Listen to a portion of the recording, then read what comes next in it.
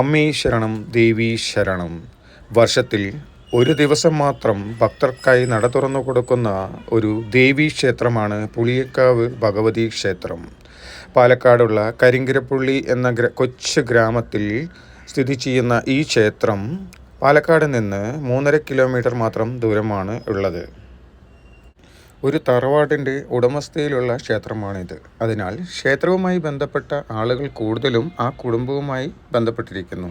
ക്ഷേത്രം പൊതുജനങ്ങൾക്ക് എപ്പോഴും തുറന്നു കൊടുത്തിട്ടുണ്ട്. പക്ഷെ ദേവിയുടെ നട എല്ലാം അടച്ചു വച്ചിരിക്കുന്നുണ്ടാവും. ആദ്യം ഒരു ദേവി മാത്രമാണ് ഉണ്ടായിരുന്നത്.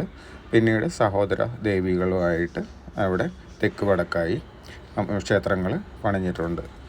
ഇവിടെ തടയെടുക്കൽ പോലുള്ള ചില പ്രവർത്തനങ്ങളുണ്ട്. ഇത് ഒരു അംഗത്വം പോലെയാണ്. അതായത് നമ്മളിപ്പോൾ ഞങ്ങൾ ദേവിയുടെ ഭക്തരായി മാറുന്നു എന്ന് പറയുന്നത്. അപ്പോൾ അങ്ങനെ ചെയ്തു കഴിഞ്ഞാൽ എല്ലാ വർഷവും ആ പ്രത്യേക മാസത്തിൽ ഇത് പുതുക്കണം.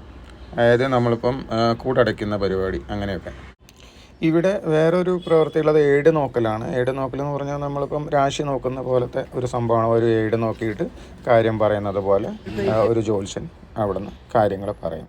ചാത്തുമാമൻ എന്ന തറവാട്ടു മെമ്പറാണ് വർഷങ്ങളായി ദേവിയെ പൂജിച്ചിട്ടുണ്ടായിരുന്നത്. അങ്ങേര് സമാധിയായ പിന്നെ തൊട്ടടുത്ത് തന്നെ അങ്ങേരുടെ സമാധി ഒരു ക്ഷേത്രമായി പണിതിട്ടുണ്ട്.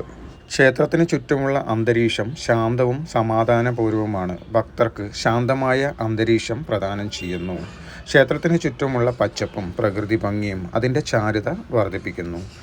വാർഷിക ഉദ്ഘാടന വേളയിൽ ഇത് തീർച്ചയായും ഒന്ന് സന്ദർശിക്കേണ്ടതാണ്. ക്ഷേത്രത്തിന് ചുറ്റുമായി പൂജാദ്രവ്യങ്ങൾ വിൽക്കുന്ന 2 കടകളുണ്ട്. അപ്പം മുട്ടറുക്കൽ എന്ന ഒരു പ്രവണത ഇവിടെ നടത്തുന്നുണ്ട്.